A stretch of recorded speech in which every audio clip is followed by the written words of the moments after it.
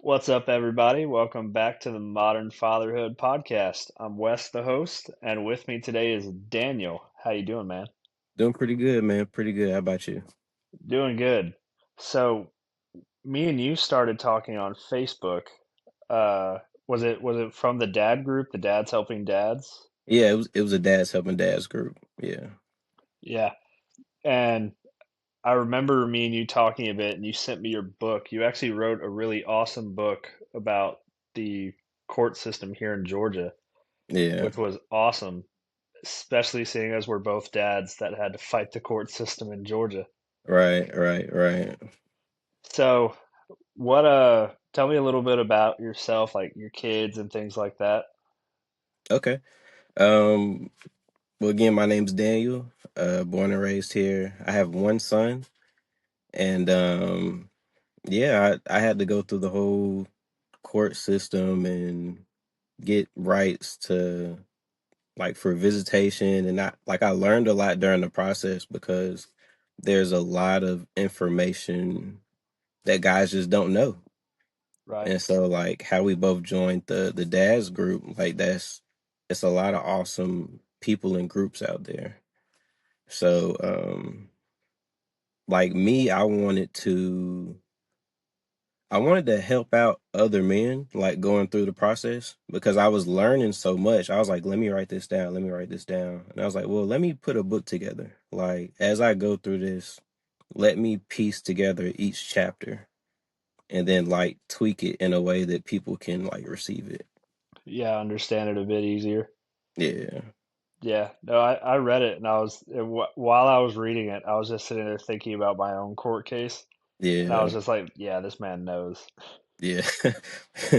Yeah. Yeah, so I fought for custody of my first son in the Mhm. state of Georgia, uh, and I had to go through the whole legitimization process, visitation, child support, Mhm. everything, and then eventually I was able to win full custody. But Yeah. it was a long, drawn out, very expensive process, Yes. Yes. Yes, indeed. especially in where I am. It was Mhm. funny because well, it wasn't funny, but the judge that I had on my court case was the same judge that handled me and my twin sisters' custody for my parents. Oh, That's how long he had been in that seat. jeez. And That's it had been crazy. like 15 years before my parents got divorced too. He had been in that seat. I was just like, you need to retire. Did he, There's, did he recognize you or oh no, not at all. no? Uh, No, probably a good thing yeah. because he eventually later on, he actually got investigated for a lot of his court rulings. And I would have to agree with that because why did you send me with my mom? Yeah. Yeah. Yeah. But it's it's interesting to see how many other states don't do the legitimization process. Mhm. And I can see value in it in certain situations, but I also Mhm. see a lot of abuse in it. Yeah. Yeah. And I don't know necessarily how many dads know that when they go into these courtrooms or they go into these court situations, how quickly it can get flipped on them or the script can get flipped on them, Yeah. or even with just the legitimization process. In that process, you have the right to request a paternity test, Mhm. but how many dads don't do that when they probably should? Right. Right. I remember hearing you talk about I think it was a situation dealing with paternity. Like a Hmm. guy did it way later for some family like Yeah, ancestor. Yeah. And it's like it's crazy. Like I put that in the book too. Like it was but it happens so often that people you want to do your ancestor, you got good intentions, you want to see where you came from, and yep, then your kid's not yours, yeah. surprise. And for everyone's been asking about that. They were like, "Oh, he just abandoned those kids." No, Yeah. he didn't. He abandoned the wife. He said, "Fuck you." But he told all those kids that he was the only dad they ever had to know, and Yeah. he's a good guy. But it was crazy. Yeah. 23andMe, just try to have some fun and do some ancestry stuff, and then he finds out all three of the kids he's been raising aren't his. And it's not, That's thankfully they weren't young, like they're not young kids. mm-hmm. So they're I think 14, 16, and I think 18. Like they're older. Mm-hmm. He had been raising them for their whole lives, like, since birth. But it was like, fuck, dude. Yeah. Because I remember, and I'm here telling dads, get the paternity test when you go to court. I Mm-hmm. didn't get the paternity test when I went to court for him, but he's a copy and paste of me. Yeah. Like the childhood photos of my son look like the childhood photos of my grandpa. Like, Yeah. Yeah. uh, It's crazy how it skips generations sometimes too. oh yeah. Yeah. But so you have one son Yes. and you had to go through the legitimization process. Tell me Yeah. a bit about how that started and how that worked out for you. Was it more of just you advocating for yourself and going to get those rights, or was it one of those situations where you had to fight to be a dad? Yeah. So you know, well, his mother passed, but at the time, like, it was either I get him legitimized or I don't get to see him, like, Gotcha. without fear of like police or whatever. Because if you're not legitimized, you don't have any rights. Right. So she can say one thing, like she can say, "Oh, you can have him for the weekend," and she can pop up 4 hours later and say, "All right, well, give me back my son." Yeah, or Like call the that's not what she cops. did, but they can do that. Yeah, they can do that, Yeah. and legally, she has the rights. Yeah, there's nothing you can do about it. Yeah. So I mean, I did it just to establish some type of balance. Right. So we can get set on the days, we can get set on like child support. Luckily, we got everything handled. What's crazy is everything he got legitimized on his birthday. Nice. Right. So I had to like just start a new job. I told my manager, like, hey, I have court on this day. So he was like, okay, you can come in, you can work. Like whenever you need time, just clock out, go upstairs. Like I put on a button up because it was Zoom. And yeah, went through the whole process. She didn't contest legitimation. Paternity, we had already did that. And yeah, it was a little bit of back and forth, but we had the mediator that Yeah. came in. Yeah, so she was like, we have a mediator here. You guys can talk it out. So they took us to the separate Zoom room, and then like I talked like basically what I wanted. She went what she wanted, and we went back and forth until we came to an agreement. And then the mediator typed everything up. We went back in front of the judge, and what you say? Like you have 24 hours. Like the judge will wait 24 hours before they sign it. I Right. guess just in case you change your mind to do something else. And They then don't feel after like you that, were pressured to say something in the mediation. yeah. And she was like, yeah, you guys are really close to an agreement. Like we had most of the stuff figured out, but I know a lot of cases is not on that day. Like, because if Yeah. she says no to anything and if it doesn't make sense for you, then the judge gets involved. But Yeah. Which if you watch the episode with Chris, mhm. that's what's there's more involved for his case, but it's sitting there having to fight for every decision and go through all these steps just to make as simple as a decision as getting your child immunized and going to school. He had to Mhm. go to a damn hearing for with a That's judge. crazy. That's so So crazy. that for the fact that y'all were able to have everything established and for the most Mhm. part just talk everything out, that's pretty awesome. Yeah. Yeah, yeah. Yeah. The legitimize it. So did you have your son during like the COVID time frame? Is that why it was a Zoom call? Yeah, COVID baby. 100%. Damn. Yeah. COVID's held up uh a lot as far as the custody world has gone and family court has gone. A Yeah. lot. I know I filed a motion forever ago and then we had to refile because the county where I live judicial system decided they were going to separate from the other one. So Oh then I had to man, go file a new motion because I'm a resident here. that's crazy. Oh yeah, it's a pain in the butt. Yeah, I'm they say trying. COVID. I'm trying not to swear as much on the podcast, so I don't have to sit Yeah. there and bleep everything. Okay. I never realized how aggravating it is to go through and try to bleep every time I say that. Yeah. But so when y'all after y'all were done with the mediator and you waited the 24 hours, Hmm. um, was it a pretty cut and dry process after that? Like Yeah. y'all followed the court order, never had any issues. Yeah. Yeah. For the most part, I felt better. Like, and what's crazy is I got 50-50. Yeah, So 50-50. Was it the physical? I know it's separated between two parts, but I pretty yeah, the much got fifty. primary and secondary, and then you had Right. the medical and all that stuff. It's all Yeah. 50-50 split decisions. But did I am curious, in y'all's decision with the Hmm. judge when they wrote it all up, did they put that she was the primary decision maker, that she could overrule you, or did they truly Yeah. make it Like, 50-50? yeah, the tiebreaker. Yeah, I think the Yeah. tiebreaker was, yeah, I went ahead and let her have it. Like, Oh, okay. so if anything, whatever, then yeah, she gets it.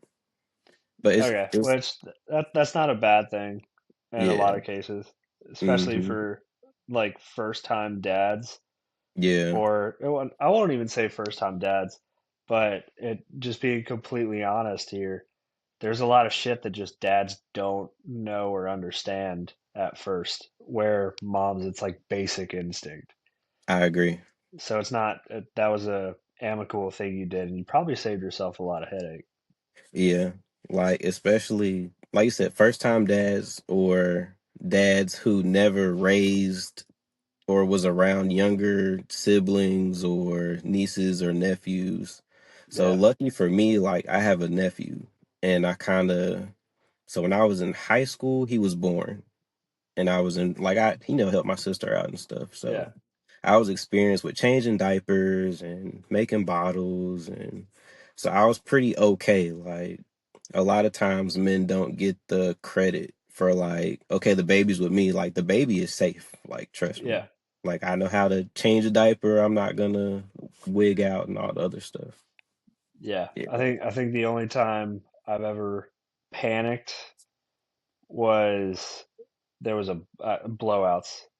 Yeah. Blowouts. I'll still panic if there's a blowout. It doesn't matter. Yeah. At That that point, it's like getting the bathtub. yeah, yeah. That I don't think that goes away either. Blowouts are Uh, kind of because you yeah, gotta like contain it and then like mm, clean up and yeah. yeah. I don't think I'll ever stop panicking at blowouts. Yeah, yeah, yeah, yeah.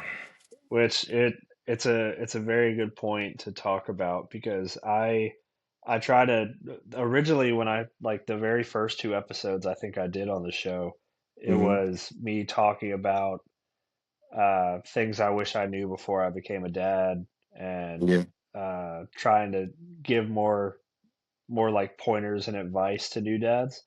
yeah. And a lot of it was about like medicine, when they can have medicine, Hmm. diapers, wipes, the whole nine. Um, because that's just the things that, like you said, unless you had siblings or nieces and nephews you were there for in the beginning, it's just things that you won't know. Hmm. And I know in Georgia, they didn't do it for my second or third kid, but for my first son, Hmm. um, whenever I mean, it might have been that specific hospital because it was a terrible birth experience, so I never went back. Yeah. But they offered like first time parent classes and things like that to try to help Okay. you learn a bit more and Hmm. understand things, and like diapers, wipes, what to do if they have an allergic reaction to them, changing them.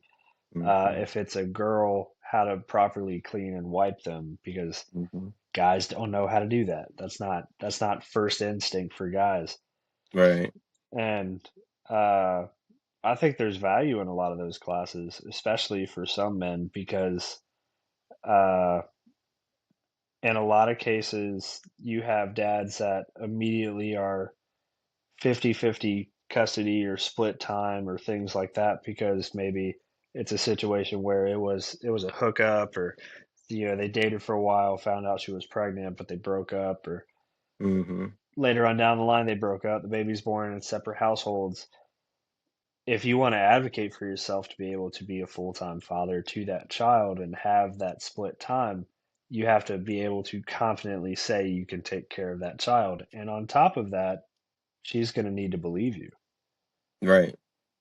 So I think it would behoove a lot of young men to go to those kind of classes. But like you Mm-hmm. said, like me, I grew up tons of cousins, tons of family, things like Mm-hmm. that. And even with all of that, once I became a dad, I didn't know what the hell I was doing. And I was 19 when I had my first son. So I Yeah. didn't even know what the hell I was doing in life or what I was doing with Yeah. anything. And then here I am, and I'm in charge of raising a whole kid and Yeah. taking care of it. I barely knew how to take care of myself. Shit. Yeah. Yeah, that's true. Like definitely the classes. I think I watched that episode too. Oh, really? Um Sweet. yeah, yeah. Like diapers, Sam's. Uh I went to Sam's and got all my diapers like in bulk, like the Yeah. diapers and the wipes. Yeah. Um That's what I'm talking about.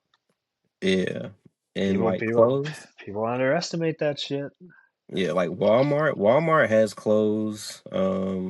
I it's not terribly expensive to raise a child. Like if you want to put them in designer, that's on you. But Yeah. clothes are relatively inexpensive. Yeah, they are. I go And to like kid to kid. yeah. Let me see who I I'm use. still listening, I swear. I forgot to plug up the laptop. No, you're good. Oh, But but how do I forget definitely to plug up the laptop?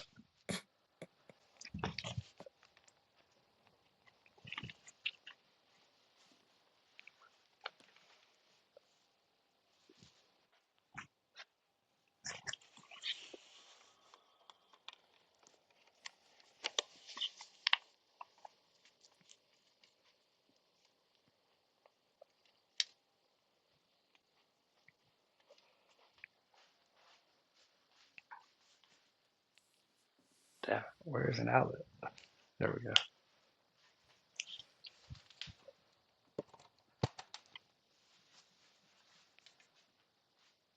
Good job, Wes. Now I have to edit out a whole section.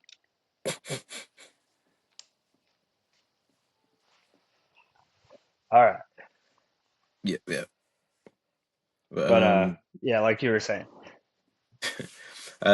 definitely classes. Like I think that's a good idea for even before you have kids to take a parenting class. And Yeah. one of the requirements before we went to court is we had to do the families in transition. It was like it's like a Zoom class, and you had like this lady talking and just explaining different parenting scenarios. Like you may have a co-parent that may never be reasonable. They may never agree with you. They may give you a hard time the whole time. And they teach so many valuable just perspectives. Like when it's my parenting time, what I do is what I do. Like you don't control that. But when it's your parenting time, you do what you do. Like you don't control that. Right. Because And realistically, yeah, if you're not together, I mean, they can do what they want, literally. right.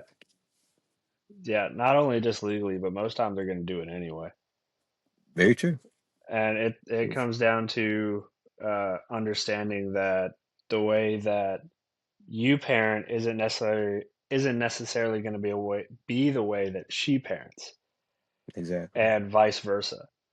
Because there's Hmm. there's obviously there's going to be differences between a mom and a dad of the way that they parent in any case, Hmm. especially for boys, especially for boys. Yeah. But I would definitely agree. It would probably help a lot of people going through those classes beforehand. And Mm-hmm. especially because, I mean, the separation and divorce rates are so high now, and the amount of single parents out there is way high now. Mm-hmm. And it's becoming a regular thing for people to just not be together after they have a kid. Right. But I would definitely agree that that would be a really good idea. It would hell, Mm-hmm. that probably would have benefited me at one point whenever I first became a dad, because Yeah. right off the rip, me and her did not see eye to eye. Yeah. So I would definitely agree. Shoot, and family With court. family court's rough. I say sit in for a day and see how things process, Yeah, like a scared or straight program. that would work really well. Yeah. Oh, you want to have a kid? Go check out this. Mm-hmm. Like make it But mandatory. Yeah. yeah, I think a lot of dads, especially dads in Georgia, most of them don't Hmm. even know about legitimization. They They don't. probably assume that they have rights to that kid until they don't. And then all Right. of a sudden there's a whole nother process that they're thinking or they're having to do that they didn't know about. And Hmm. now they're not as prepared as they thought they were. Yeah. Because what happens if he goes in there and she contests the legitimization process? She actually tries fighting it, which she can do. She can. Now it can be as simple as her, having paternity established and going and have that DNA test done. But at the legitimization process, she can say, "Well, he's not fit to be the father. I don't want him to be legitimized." And then Hmm. it's a whole battle just to be legitimized. Yep. And it's happened before, and I've seen it, and I've talked to dads that had to go through it. I've never talked to a dad that lost in the legitimization process, Hmm. but I would be curious if there was anybody, Hmm. and I would really want to talk to them to see why or what happened. Yeah. Assuming they would be honest with me about it, I'm not sure. Yeah. Cause well, I'm sure you've heard there's this whole trend of um what is it, like filing for child abandonment Yep, and trying to actually, go after the I dad. filed for that myself. Yeah, okay. So that's an interesting perspective. Like I usually see like women talking about it. Like, Hmm. well, after 30 days. So imagine you get into a big fight and you don't talk to her or whatever for 30 days. She could then go file that or like, so what was your experience with filing for the abandonment? So mine was different. I've seen stuff talked about for how people are using it now. Prior Mm-hmm. to things changing, it used to be a year and a day, Mm-hmm. and now it's gotten to the point where it is people are filing for it after 30 days, which I don't personally call it abandonment at that point because, like you said, it could be a fight. It could be, if you're blessed enough, it could be a long vacation, or for military, a deployment or a job rotation if you're federal. I mean, there's so many aspects to it where Mm-hmm.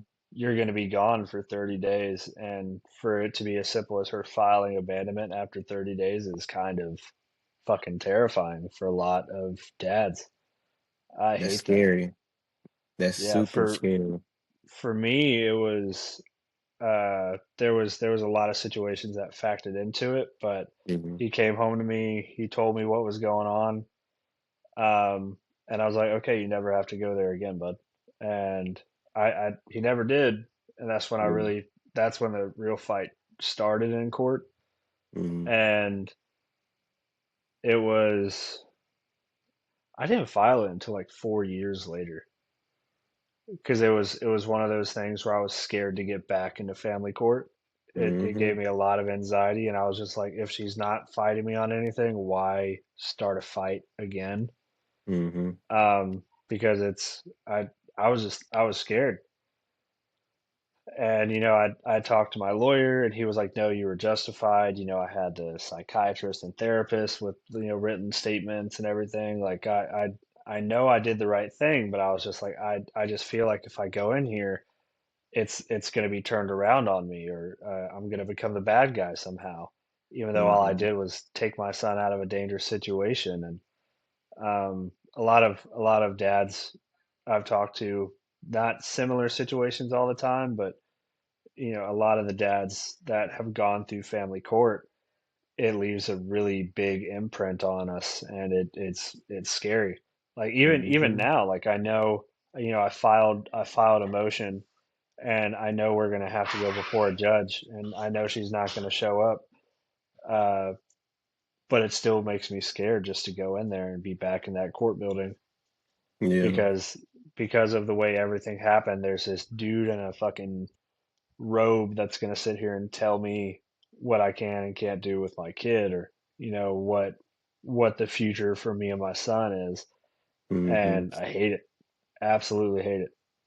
Yeah. It's just always left a lasting impression on me after the fact. And Yeah. there's studies going in on dads that have gone through family court. There's actual like studies and everything going on about the scar, not the emotional scars or PTSD that some dads can have from it. Which I'm not going to use the verbiage. I'm not going to say I have PTSD from it, but it definitely gives me anxiety to think about. Yeah. I think It's like my it's not whole fun. yeah, my whole life and all my friends know this, like my only fear was child support. Yeah, Because I think a lot of us feel that way. yeah, like well, I'm a mechanic, so it's like I work with like older men, and like I hear their stories, and it's like, man, like how can you survive? Like, and I've met several men who are like barely making it because they have There's a to lot of us. pay child support. And it's like, I think it sucks. Like, even if you have 50-50, if you make more than her, they're going to make you pay. And Yeah, it's like, but who's helping dad when it's dad's week? Like, that's how I felt. Like, it's my nobody. week. Yeah, I'm taking care of everything. I'm buying the food, the pamper, the everything, but nobody's helping me. So I think I think the child support calculator is outdated. Heavily. Yeah. And you're starting to see a lot of judges do the calculation, and then they adjust the hell out of it. It was a deviation, I think. It's Yeah, called a deviation. Yeah. yeah. I agree. That was one of my big fears too. I was just like, Hmm. because at the time, especially when my son was born, I was a technician. I was just a mechanic, Hmm. and I was just like, I don't make that much money. What am I supposed to do if she's taking half my checks? I won't be able to afford anything. Hmm. And uh, originally, I was the main one. I was paying. I had to pay for his school, and I had to pay. I think it was like 400 a week, something Hmm. like that, or 400 every 2 weeks. It was something small because I didn't make that much money. Yeah. But like for another case that I know, like my dad, even just my dad, he was paying like 1,800 a month, and this is back in 2010. Jeez. That's a lot of fucking money. That's not even including the alimony he had to pay her too. Jeez. Yeah, That is ridiculous. it's bad. Yeah. It's yeah, like you said, it's definitely something a lot of dads are scared of. I know Hmm. for me, the tables got turned whenever I won custody because Hmm. she was supposed to pay me child support, and I've never seen any of it. Yeah. But I feel like, if it was me not paying child support for 4 years, I'd be, wages garnished and arrested. Right. Driver's But license mhm. gone. Not the other way around though. It doesn't work that way apparently. No, they But also, they I really don't care at this point. I'm yeah just like, don't come near us. We're good. yeah yeah yeah. They tend to show favor. Well, we all know this. Anybody who's ever been in the court system or known somebody, they tend to show favor towards women, regardless of bad attitude, bad actions, and well, I mean, even to take it back to the ancestry thing, there's no criminal charge for saying this guy's the father for the last 20 years. That's a chunk of his life. Like the heartbreak and the feelings and the when that's not really your child. Like just Yeah. shrug it off. Well, dads. I mean, no one cares when it comes to that kind of stuff for us. The only Yeah. people that care are other dads that are going through it. Yeah. Yeah. Besides that, no one. Yeah, no one gives a shit. Right. And it's it's another one of those things where I was happy when you sent me your book because there's really not a whole lot of resources for us. Right. There's not besides dad support groups, you don't see a whole lot of things that, they're like, "Oh, here, this will help you get through this court case or this will help you figure this out. This is how you do this." We don't have any of that.